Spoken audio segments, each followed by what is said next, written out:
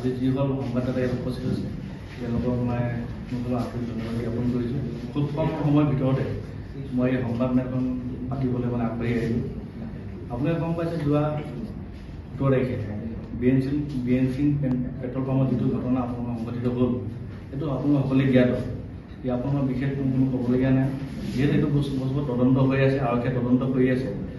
দোষী যোন যেনেকৈ শাস্তি পাবলগীয়া আছে আইনমতে শাস্তি পাব, তাত মোৰ ক'বলগীয়া কোনো কথা নাই। কিন্তু কালি যিটো ঘটনা ঘটিলে, যোৱাকালি যিটো ঘটনা ইয়াত ঘটিলে, যিটো প্ৰতিবাদৰ সৃষ্টি কৰিলে, ইমান এটা ডাঙৰ ইছ্যু কৰি পেলালে, যোনটো অসমীয়া বিহাৰী ইছ্যু কৰি পেলালে। এতিয়া সেইটো অসমীয়া বিহাৰী যদি ইছ্যু কৰিবলৈ গ'ল, মইতো যিহেতু অসমীয়া মানুহ, মোৰ নামটো মিণ্টু শইকীয়া, মই এজন অসমীয়া মানুহ। আৰু যিসকল ইয়াত উপস্থিত আছে আপোনাৰ সংবাদদাতা প্ৰায় মোৰ চিনি পায়, মই এজন অসমীয়া মানুহ। কিন্তু সকলো কথা জনাৰ পিছত এটা নিৰ্দিষ্ট সংগঠন বিল আছে না, তেওঁলোকে আহি পেলাই ইয়াত অনাঅসীমা দাদাগিৰি নচলিব কৈ বহুতখিনি যিখিনি আজি মই ক'ব নোৱাৰা সেইখিনি কথা তেওঁলোকে ভাষা ব্যৱহাৰ কৰিলে। সেই ভাষাখিনি দিব তেওঁলোক জ্ঞাত যে মই অসমীয়া ল'ৰা, মই ঘৰত দুলীয়াজানত, মই ইয়াতে আছোঁ, মোৰ জন্ম ইয়াত, চব ইয়াত। সকলো কথা জনাৰ পিছত হয় মোৰো এজন বিহাৰী সম্প্ৰদায়ৰ মানুহ আছে, এজন মই অসমীয়া নেকি যে মই বিহাৰীৰ লগত যে ব্যৱসায় কৰিছোঁ। এইটো বহুত মানুহ ইয়াত জড়িত আছে ব্যৱসায়, অনাঅসমীয়া মানুহ ব্যৱসায় কৰিছে। আজি পেট্ৰল পাম্প হওক বা দোকান পোহা যি ব্যৱসায় নহওক, আপোনাক ক'ব পাৰিব নেকি বা আপোনাক ক'ব পাৰিব যে কোনো এজন অসমীয়া কৈছে কোনো অনাঅসমীয়া মানুহে ব্যৱসায় নাই কৰা, বা অনাঅসমীয়া মানুহৰ লগত কোনো অসমীয়া মানুহে ব্যৱসায় আজিলৈকে দুলীয়াজানত কৰাই নাই বা অসমত কৰাই নাই। তেনেকুৱা এটা উদাহৰণ মই ভাবোঁ আজিৰ তাৰিখত নাই। কৰিছে অসমীয়া মানুহে ব্যক্তিগতভাৱে ব্যৱসায় কৰিছে, অনাঅসমীয়া মানুহে কৰিছে, বেলেগ মানুহেও কৰিছে, তাত মোৰ ক'বলগীয়া কোনো কথা নাই। কিন্তু এটা ভিত্তিহীন কথালৈ কালি যিটো প্ৰতিবাদৰ সৃষ্টি কৰিলে, জনমানসনৰ জনসাধাৰণৰ আগত যিটো এখন প্ৰতিচ্ছবি দাঙি ধৰিলে, তাৰ অৰ্থটো কি আছে? এইটো নহয় যে আজি মিণ্টু শইকীয়াই ডাঙৰ অপৰাধ কৰিছে, কোনোবা মানুহক তাত মাৰি খাইছে, মই তাত কিবা কাৰোবাক মানুহক বেয়া ব্যৱহাৰ কৰিছোঁ, নে মোৰ তাত থকা সতি তাত কিবা কৰিলে। এনেকুৱা যদি কিবা আছে, যদি এনেকুৱা ৰেকৰ্ড আছে কিবা পুৰণা যে তেনেকুৱা সেই পেট্ৰল পাম্পত কোনোবা অসমীয়া মানুহে মাৰ খাইছে, কোনোবা অসমীয়া মানুহে চাকৰি নাই কৰে, তাত যিসকল আছে আমাৰ কৰ্মচাৰী তেওঁলোকে অসমীয়া, তেওঁলোকে তেল দিয়ে।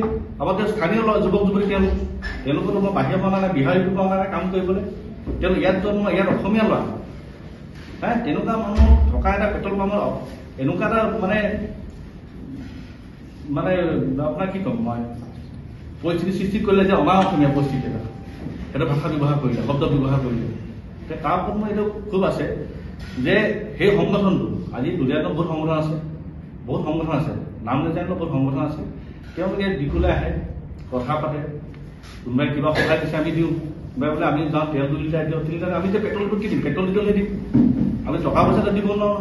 আজি কোনোবাই টকা পইচা দিছিলে আমি দিব পাৰিম, দিম বোলে কোনোবা দুখীয়া মানুহ দিছে 100 টকা দাদা দিয়ক, কিবা সহায় কৰক, আমাৰ অসুবিধা আছে আমি দিম। সেইটো নকয় যে টকা পইচা নিদিম, দিম। বিহু মেলা পাতে বোলে আমাৰ আজি ডিজাইন লাগে বহুত দৰকাৰী, আমাক চাউলে 10 কেজি দিব, আমি দিওঁ, পইচা দিব আমি দিওঁ।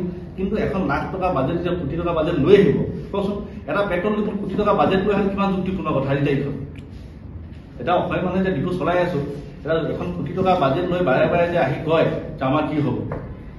আমি কোটি টকাৰ পৰা আমি আজি পেট্ৰল ডিপো যদি আমি গোটেই পেট্ৰলখিনি বিক্ৰী দিওঁ, আমি কোটি টকা নাপাওঁ। আমি কেন পাম? গোটেই পেট্ৰল ডিপো এক গাড়ী পেট্ৰল আমি বিক্ৰী পেলাই 10-15 আমি প্ৰফিট পাওঁ। আৰু গোটেই যদি প্ৰফিট নালাগে, গোটেই তেলখিনি দি দিলেও আমাৰ 6 কোটি টকা নোলায়। সেই পৰিপ্ৰেক্ষিতত যেতিয়া আমি ক'লোঁ যে কোনো পক্ষেই সেইটো গ্ৰহণযোগ্য নহয়, যিটো আপোনালোকে আমাক দিছে দিয়ক, আমাক এটা সীমিত তেল 5 লিটাৰ লাগে, তেল 10 লিটাৰ লাগে, সেইটো আমাক দিয়ক। কিন্তু কোটি টকা 6-7 টকীয়া এখন বাজেট আমাক দিব লাগে নেকি? এতিয়া সেইটো বস্তু আমি ক'লোঁ যে কোনো পৰ্যায়টো বস্তু গ্ৰহণযোগ্য নহয়। আগত আপোনালোকে দিছিলে, বেলেগ মালিক আছে, বেলেগ কথা আহিছে, আমি নোসোমাওঁ। কিন্তু আমাক কিয় আপোনালোকে হেৰি কৰিছে, এইটো বিষয়ে আমাক কিয় টানিছে? আমিতো এইটো বিষয়ে কোনো সোমাব নোৱাৰোঁ, নে আমাৰ বোলে এইটো লাগিবই, আমি কথা পাতিম। কিন্তু আমিতো কথা পাতিবলৈ নিবিচাৰৰ কাৰণে কাইলৈ গোটেই ঘটনা যেতিয়া হ'ল আপোনালোকে দেখিব, আৰম্ভণিৰ পৰা যে 17 তাৰিখৰ পৰা চাই, যদি 17 তাৰিখৰ পৰা চাই এখিনি ল'ৰা 20জনীয়া 30জনীয়া এটা দল আহি ডিপুত আক্ৰমণলগীয়া কথাটো কি আছে?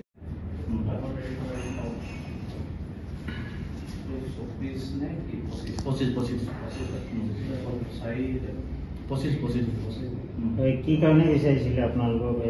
আপোনালোকে যিহেতু এটা সংগঠনৰ নাম উল্লেখ কৰিছে, কি কাৰণে বিচাৰিছিলে টকাটো? কিবা আপোনালোকৰ লগত তেনেকুৱা এভিডেঞ্চ আছে নেকি, প্ৰমাণ আছে নেকি? তেওঁলোকে কিবা জনাটো তেওঁলোকে প্ৰকল্প বনাইছিলে, তাৰ কাৰণে মই বিচাৰিছিলে। সেইটো আপোনালোকে ৰাজহুৱা কৰক।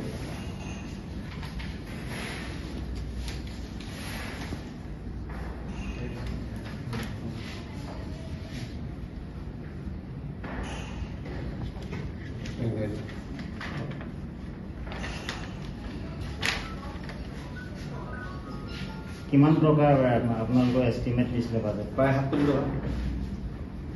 কেন্দ্ৰীয় কমিটি নে ডিষ্ট্ৰিক্ট কমিটি নে আঞ্চলিক কমিটিয়ে প্ৰদান কৰিছে? ইয়াত আছে শ্ৰী ৰন্টু পানী ফুকন মুখ্য সচিব বিল আছিল না, কিন্তু আমি যিটো গম পাইছোঁ মোৰ কৰ্মচাৰীতে ৰন্টু ফুকন বোলা মানুহজন অহা নাই বা কোনো মানুহ তেওঁলোকে চিনি নাপায়। কিন্তু তেওঁলোকে 2টা ফোন নম্বৰ দি গৈছিলে যোগাযোগ কৰিবলৈ, 2টা ফোন নম্বৰ ইয়াত লিখা আছে, ফোন নম্বৰ 2টা।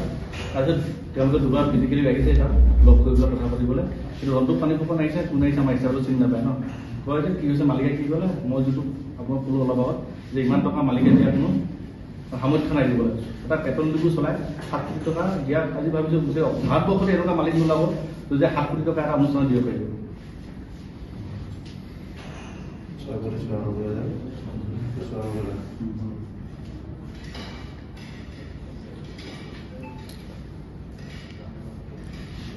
আৰু এটা কথা আমি দেখিব পাইছোঁ যে যোৱা 17 তাৰিখে যি ঘটনাটো সংঘটিত হৈছিলে সেইটো ঘটনাটোৰ উৎপত্তি কি ধৰণে হৈছিলে, কিয় হৈছিলে, আমি জানিব বিচাৰিছোঁ। ঘটনাটোৰ উৎপত্তি আছিলে ধৰক এই ঘটনাটো মই যিটো ভাবিছোঁ সেইটো ঘটনাটো আগৰ পৰা এটা মনে সজা ঘটনা আছিলে, সেইটো আপোনাৰ আকস্মিক ঘটনা নহয়। তেলটো এতিয়া আকস্মিক ঘটনা হ'লে তেলৰ জড়িত কিবা ঘটনা হ'ব লাগিব, বেলেগ ঘটনাটো হ'ব নোৱাৰে। সেই ঘটনাটো যেতিয়া হৈছিলে,